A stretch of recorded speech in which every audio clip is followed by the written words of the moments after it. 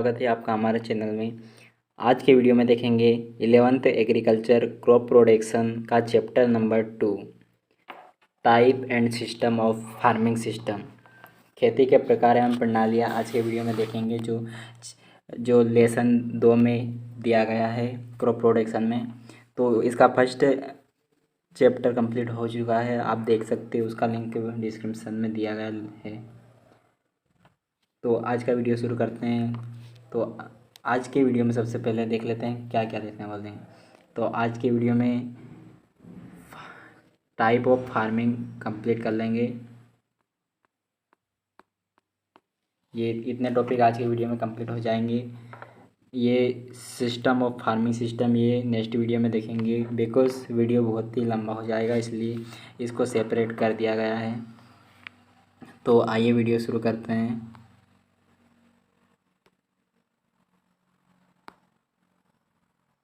तो सबसे पहले है ऑर्डिनरी फार्मिंग, जिसे बोलते हैं सामान्य खेती। तो सामान्य खेती क्या है? तो आइए, जब फार्म का संगठन कई पदार्थों के उत्पादन के लिए होता है और हर एक प्रत्यक्ष रूप से आय के साधन होते हैं, तो ऐसी खेती को सामान्य खेती कहते हैं। सामान्य खेती क्या होता है? कोई भी फार्म है, उस पर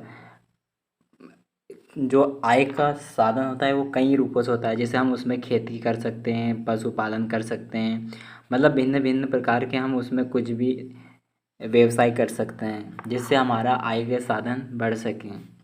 तो ये होती है सामान्य खेती या ऑर्डिनरी फार्मिंग। तो ऐसी खेती मुख्यतः किसान अपनी आवश्यकताओं की पूर्ति के लिए करता है, जिसके द्वारा फसल उत्पादन, बागवानी, पशुधन आदि का चुनाव अपनी आजीविका के लिए करता है। तो मतलब कि इसमें जो आय का साधन था वो एक या एक से अधिक होता है। तो नेक्स्ट देखते हैं सामान्य खेती से लाभ, एडवांटेज ऑफ ऑर्डिनरी फार्मिंग। तो फार्म पर नेक्स्ट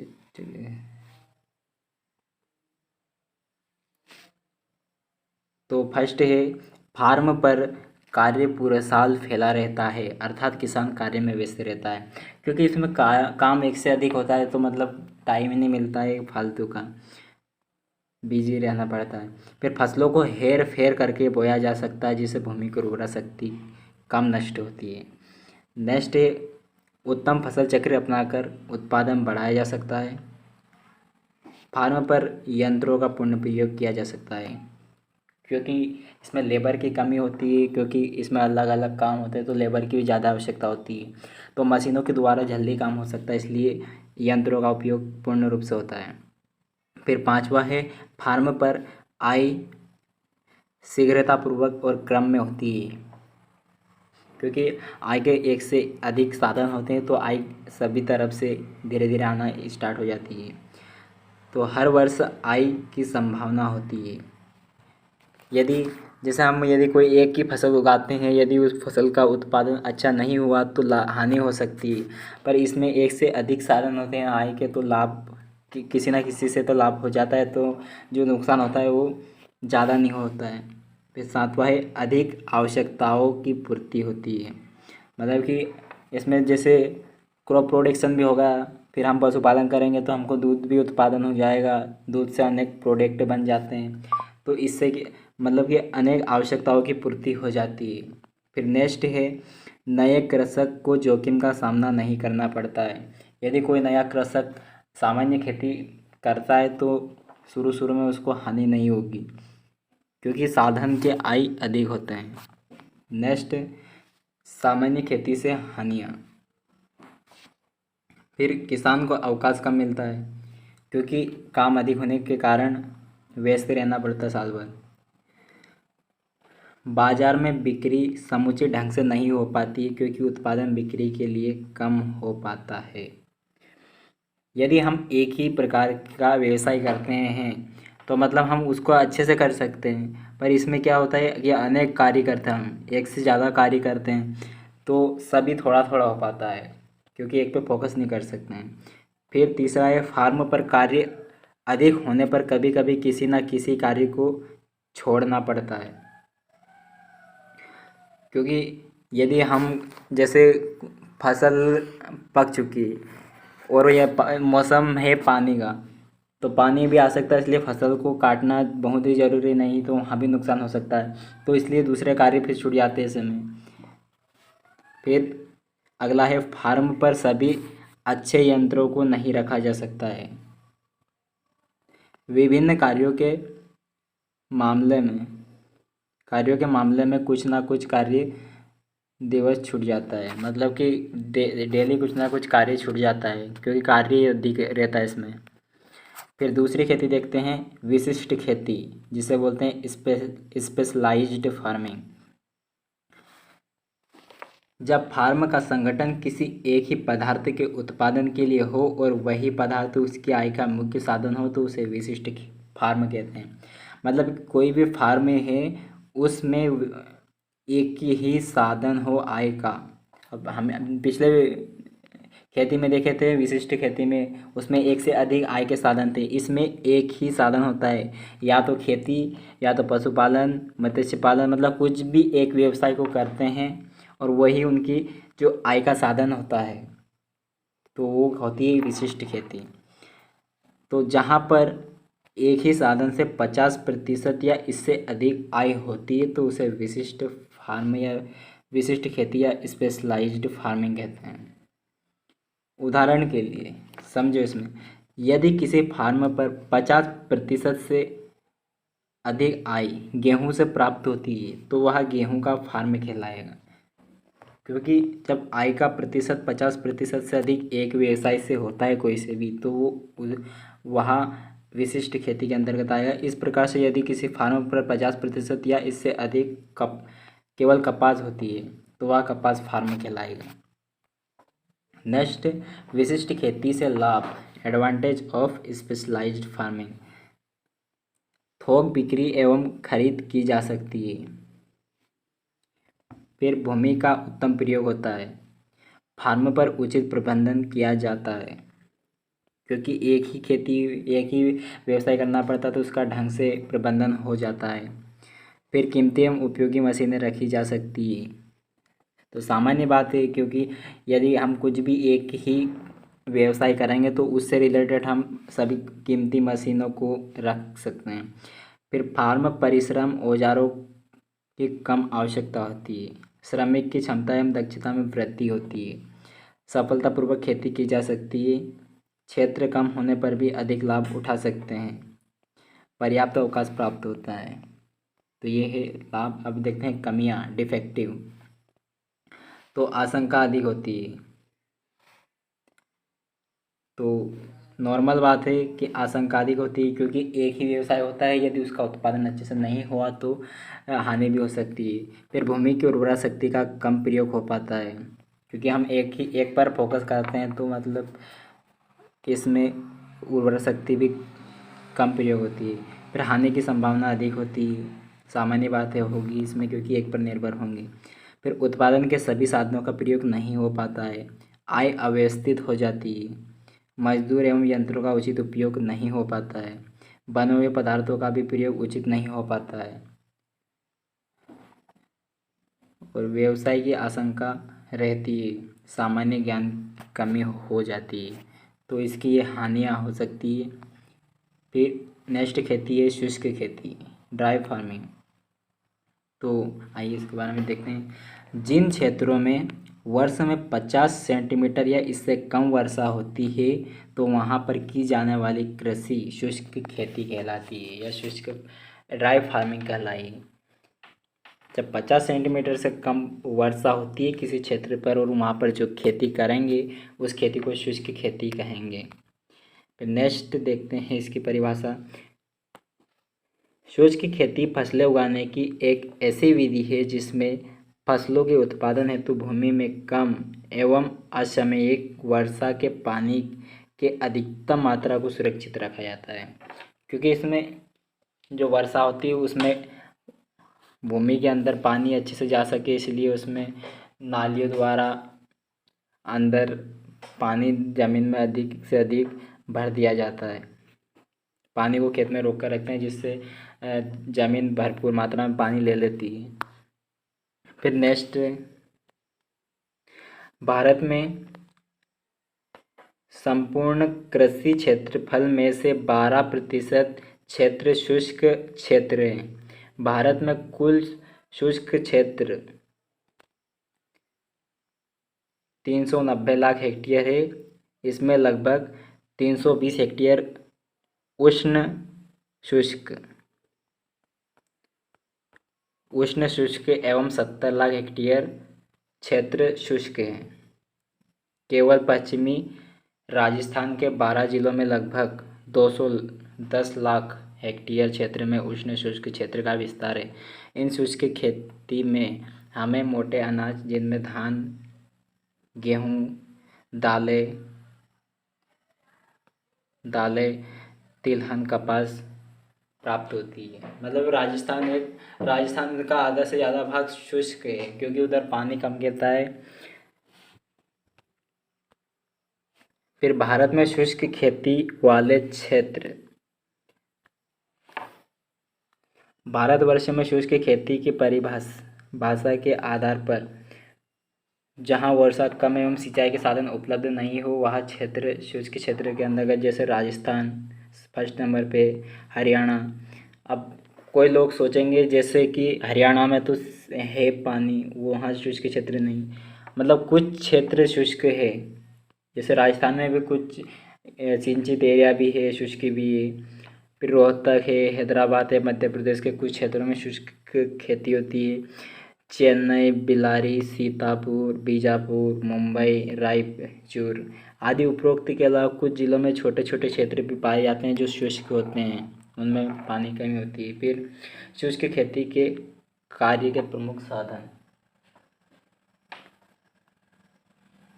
तो शुष्क खेती कृषि क्षेत्रों के लिए अधिक उपज वाली फसलों को पहचानना, नमी संरक्षण के लिए आधुनिक विधियों का विकास करना, उर्वरक की मात्रा देने का समय निश्चित करना, मृदा व नई जातियों की खोज करना, कृषि कार्यों के लिए नए एवं हल्के यंत्रों का निर्माण करना।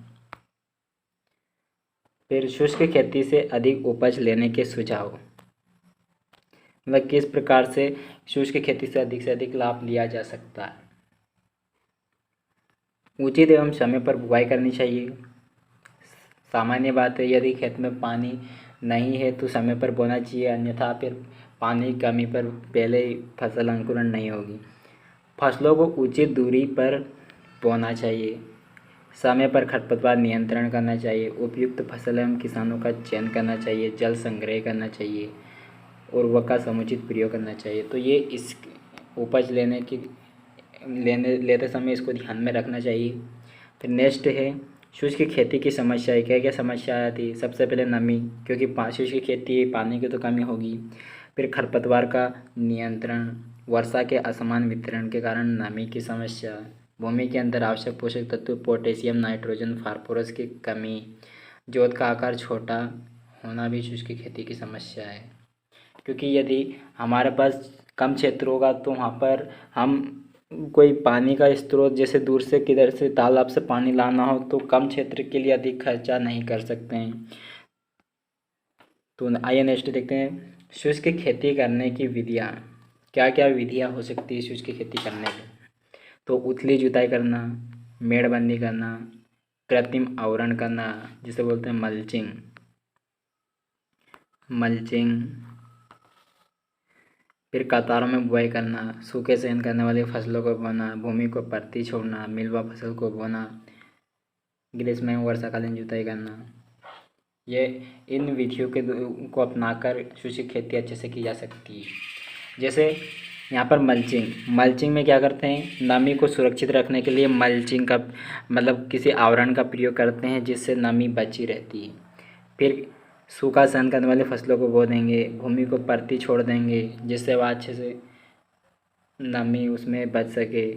फिर मिलवा फसल को बोना इसलिए क्योंकि यदि 2-3 फसल को मिलाकर बोते तो उनमें से एक नष्ट हो जाती तो दूसरी से लाभ मिल जाता है थोड़ा बहुत। फिर मिश्रित खेती, मिश्रित खेती। जब फसलों के उत्पादन के साथ साथ पशुपालन भी किया जाता है तो इसे मिश्रित खेती कहते हैं। यदि एक ही फार्म पर खेती भी करते हैं और पशुपालन भी करते हैं तो उसे मिश्रित खेती कहते हैं। फसल उत्पादन के साथ साथ जब पशुपालन भी आय का स्रोत हो तो ऐसी खेती को मिश्रित खेती कहते हैं। मिश्रित खेती में फसल उत्पादन के साथ साथ केवल दुधारू गाय और भैंस के पालन तक ही सीमित है। ये 11वीं NCERT के हिसाब से दिया गया है।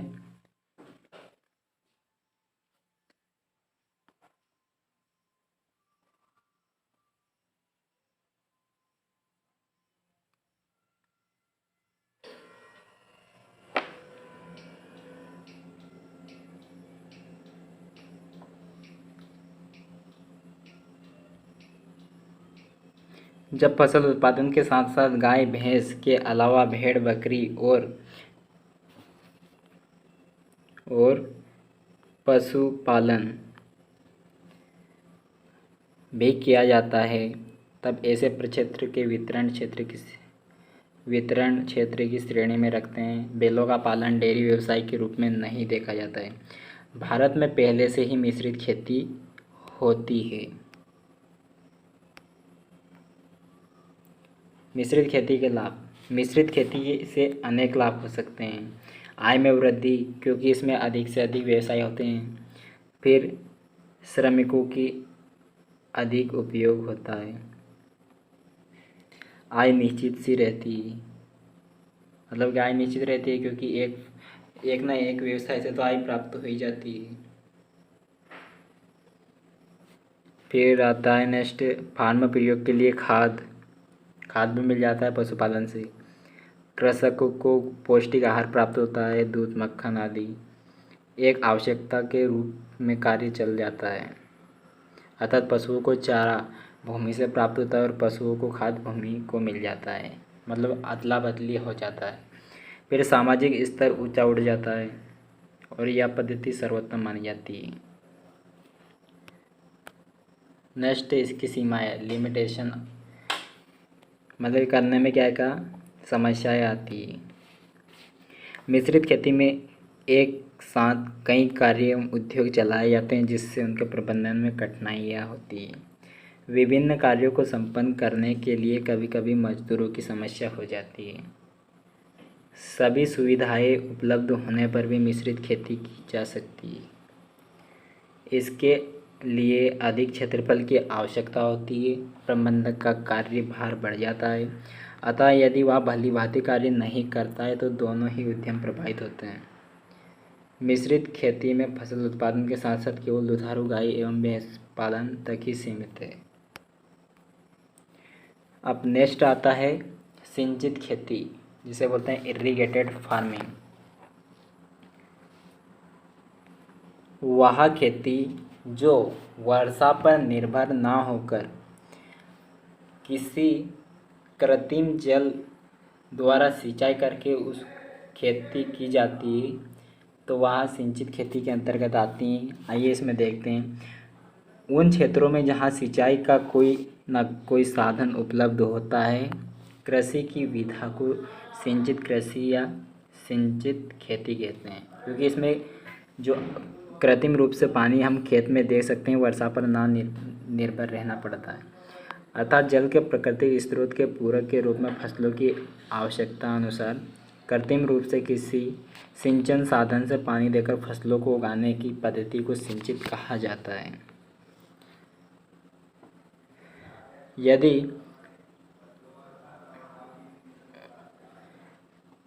फसल उत्पादन के अन्य साधनों को स्थिर करते हुए केवल सिंचाई उपलब्ध करा देने पर उपज 50 से 100% तक बढ़ जाती है, क्योंकि पानी सबसे मेन होता है फसलों के लिए। पानी के द्वारा ही पोषक तत्व मिल जाते हैं, क्योंकि पानी ये घोल के रूप में पोषक तत्वों को लेते हैं। भारत में जल के कुल उपयोग का 90% सिंचाई हेतु उपयोग किया जाता है। उदाहरण के लिए चावल में अधिक किया जाता है, गन्ने में, कपास में, गेहूँ, तंबाकू, ये सिंचित फसलें हैं जिनको बहुत पानी आवश्यकता होती है। नेक्स्ट ये है सिंचित खेती की विशेषताएं। सिंचाई के साधन उपलब्ध होने के कारण फसलों को आवश्यकता अनुसार पर्याप्त जल की उपलब्धि रहती है। फसलों को नमी प्रतिबल का सामना नहीं करना पड़ता है। सिंचन सुविधाएं होने के कारण अधिक उपज प्राप्त हो जाती है। फसलों की अधिक उपज देने वाली नस्ल जातियों को उगाना संभव हो पाता है। फसल नष्ट की आशंका न्यूनतम रहती है। उगाई गई फसलों में अपेक्षाकृत अधिक उपज प्राप्त होती है। सिंचित कृषि क्षेत्र फसल उत्पादन वाले क्षेत्र सफल फसल उत्पादन वाले क्षेत्र होते हैं जिनमें अधिक आर्थिक सामाजिक संपन्नता परिलक्षित होती है, जो राष्ट्रीय आय में वृद्धि करती है। फिर सिंचित खेती से लाभ। सिंचित कृषि के लाभों को फसल उत्पादन, बहुसंजन, उन्नत प्रजातियां, भरपूर उर्वरक मात्राओं के उपयोग की संभावना, अधिक उपज, उत्पादकता, बड़ी आय, उचित जीवन स्तर राष्ट्रीय संपन्नता के योगदान के रूप में संक्षेप में रेखांकित किया जाता है। इससे हानियाँ भी है, क्योंकि यदि खेत में अधिक पानी दे देते हैं तो फसल गल जाती है, कीड़े मकोड़े अधिक लगते हैं, तो ये इसके बहुत सारे हानियाँ हैं। जैसे और सिंचित के लिए साधनों को लाना पड़ता है। नेक्स्ट देखते हैं सिंचित कृषि की सफलता हेतु प्रमुख आवश्यकताएं। शशि ग्राम योजना में सम्मिलित फसलों के उत्पादन तकनीकी का ज्ञान, उपलब्ध साधनों का दक्ष उपयोग एवं उनकी समुचित देखभाल, अधिक उत्पादन देने वाली उन्नत फसल की प्रजातियां उत्पादन, विभिन्न उत्पादन क्रियाओं का समय पर उत्पादन, फसल चक्र अपनाना, समय पर उपलब्धता सुनिश्चित करना, श्रम की बचत में कुशल एवं गोपारिष्करण अन्य उपकरणों का उपयोग करना, प्रभावी पौध संरक्षण उपायों का अपनाना। तो ये इसकी आवश्यकता है जो सफल होने की। नेक्स्ट विविधकरण खेती, डाइवर्सिफाइड फार्मिंग। वह खेती सामान्य खेती और मिश्रित खेती की तरह ही है, यह दोनों ही असामान्यताएं भी लिए हुए हैं। जब किसान अपनी आजीविका के लिए खेत में कई तरह की फसलें लेता है, पशुधन के साथ मुर्गी पालन लेता है, भेड़ पालन, बकरी पालन भी करता है, तो इस प्रकार की खेती को विविध खेती कहते हैं। इस प्रकार की खेती का मुख्य उद्देश्य अपनी आय के साधन को बढ़ाना होता है। इस प्रकार की खेती सीमांत एवं मध्यम किसान में बहुत से प्रचलित है। मतलब इस खेती में ये भी एक मिश्रित खेती और सामान्य खेती जैसी खेती ये है कि इसमें किसान आजीविका के लिए एक पर निर्भर ना रहकर किसी पर सभी पर निर्भर रहता हो थोड़ा थोड़ा। इसमें खेती के साथ साथ अलग अलग व्यवसाय भी कर लेता है। फिर नेक्स्ट आता है रेंजिंग खेती। रेंजिंग खेती वह होती है जिसमें हम खेती नहीं करते हैं बल्कि उसको पशुओं के लिए चारे के रूप में उस जगह को छोड़ देते हैं, तो उसे रेंजिंग फार्मिंग कहते हैं। इसमें पशुओं को ऐसे ही चारण किया जाता है उस क्षेत्र में, तो ये रेंजिंग खेती के अंतर्गत आता है। नेक्स्ट इससे लाभ है भूमि की उर्वरता शक्ति बनी रहती है, खेती में कोई लागत नहीं आती, पशु व्यवसाय से पर्याप्त लाभ प्राप्त होता है। और हानियाँ क्या है कि व्यावसायिक उद्देश्य से फसल लेना संभव नहीं, क्योंकि इसमें फसल को उगाते नहीं, ओनली ये घास के लिए होता है जो पशुओं को चराने के लिए जंगल छोड़ देते हैं। फिर प्रकृति पर निर्भर है, क्योंकि ये यदि वर्षा होगी तो उस क्षेत्र में घास उगेगी, उत्पन्न हुई फसल की गुणवत्ता निर्धारण नहीं की जा सकती। फिर आती है कंटूर फार्मिंग। कंटूर फार्मिंग यह एक ऐसे क्षेत्र पर किया जाता है जहाँ पर पहाड़ होता है, हिली एरियाज, वहाँ पर ये जो मिट्टी ना कटे इसलिए ऐसी खेती की जाती है। जब पानी यहाँ से जाता है तो वो एकदम से नीचे नहीं उतरता है, बल्कि उसका जो स्पीड होती है वो आराम से नीचे चला जाता है। तो इसमें यह खेती पहाड़ी क्षेत्रों में अपनाई जाती है। समोच्च खेती तो नियंत्रण, नमी संरक्षण, फसल उत्पादकता बढ़ाने का एक आसान, प्रभावशाली और कम लागत वाली विधि है। इसमें फसल संबंधी कार्य जैसे हल चलाना, बीज बोना समोच्च पंक्तियों के साथ करते हैं। इस प्रकार की समक्ष में कूड़े एवं मेड़ बन जाते हैं जो सूक्ष्म जलाशय की तरह करते हैं। खून और मेड़ अपवाह जल के वेग को कम कर देता है। परिणाम स्वरूप भूमि को अपवाह रोकने के लिए अधिक समय मिलता है। तो आई होप आप सभी को यह वीडियो अच्छा लगा होगा। वीडियो अच्छा लगा तो वीडियो को लाइक करना और आप हमारे चैनल पर नए हो तो चैनल को सब्सक्राइब करना। Thank you.